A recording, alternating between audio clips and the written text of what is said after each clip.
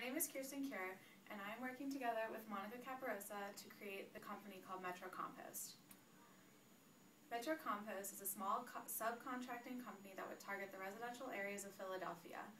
We would work with our customers to collect their organic waste, such as food waste, yard scraps, and paper, and turn it into profitable material. There are many market trends that have been pointing towards sustainability and the green movement. Some cities that have been implementing composting programs throughout their entire city include San Francisco. San Francisco in the past 15 years has composted over 1 million tons of organic material. That's 1 million tons that isn't going into our landfills. Seattle, within the last 10 years, has began the residential composting program. Boulder, Colorado began in 2009, and Portland, Oregon is very new. They just started in fall of 2011. We've also seen sustainability increase in many businesses across the country.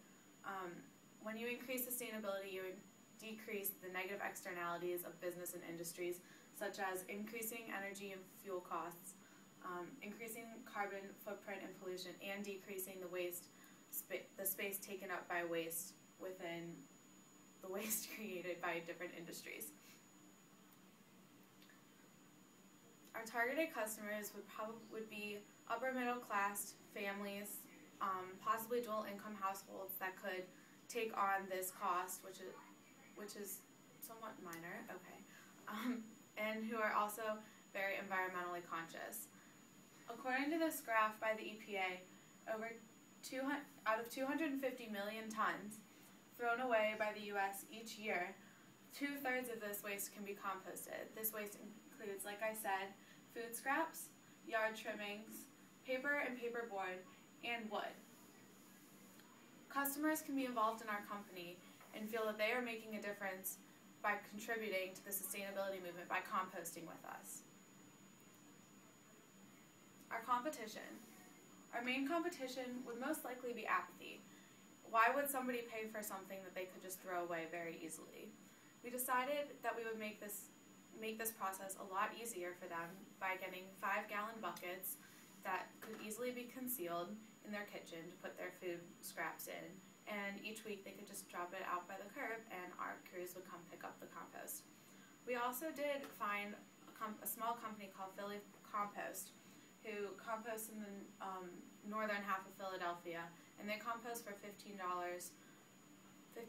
monthly for a 1-week pickup. Their company is very similar to ours. However, we are a subcontracting company, and we feel that our business model works much better than theirs. Our business model, like I said, we are a subcontracting company. We decided that we would like to subcontract landscaping businesses to use their trucks and their crews to collect compost from many different areas around Philadelphia. Over time, we would add more trucks and more crews, and therefore increase our profit and our business. The waste would be collected, like I said, once a week per customer in 5-gallon buckets, and would be taken to the composting plant where we would have a permit to dump our compost.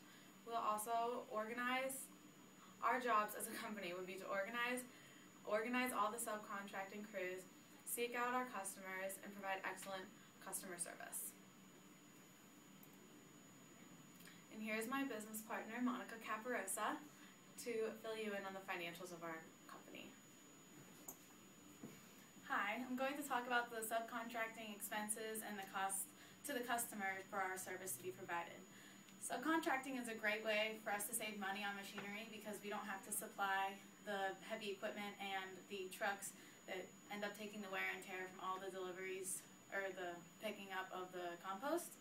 So the way we decided to organize this was we would have one truck as a trial plan, and within that truck there would be 2 employees to pick up the compost, and we factored the cost for one truck per day, including gas prices, to be $400.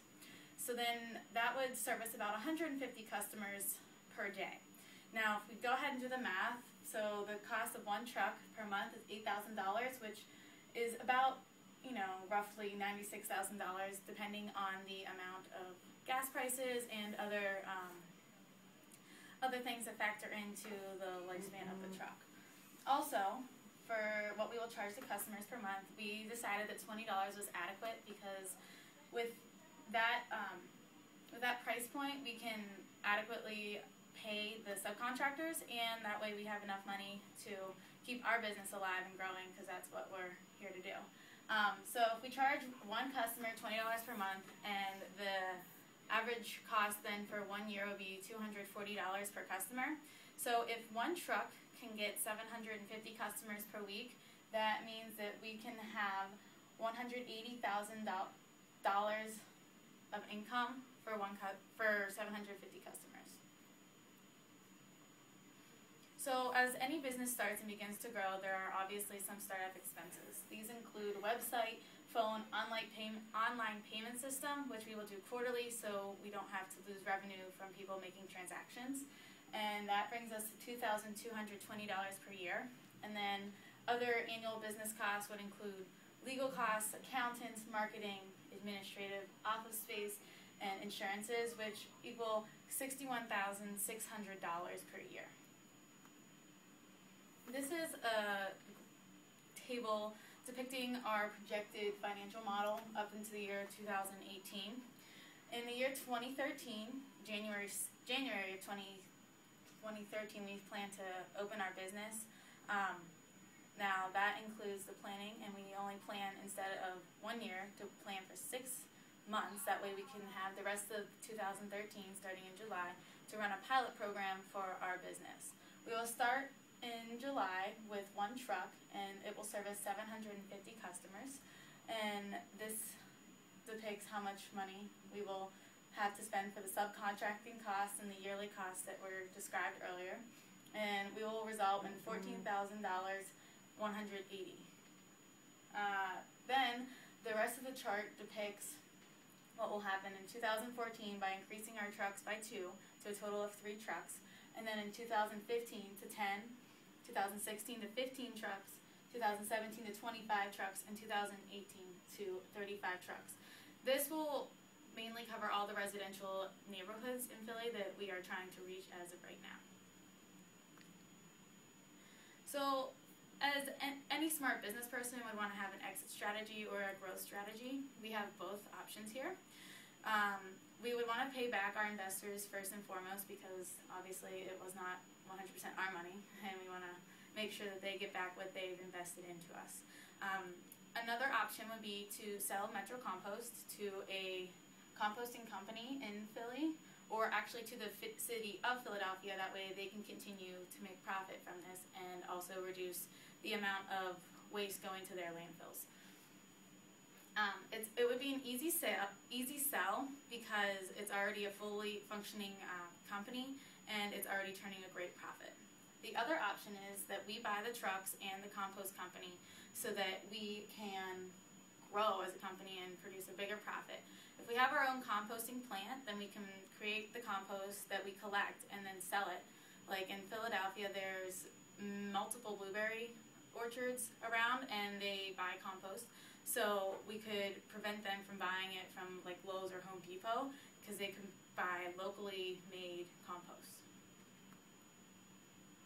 So we would like to thank you for listening to our presentation, and this is our team.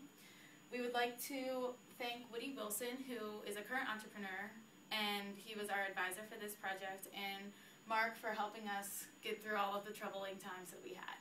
Thank you.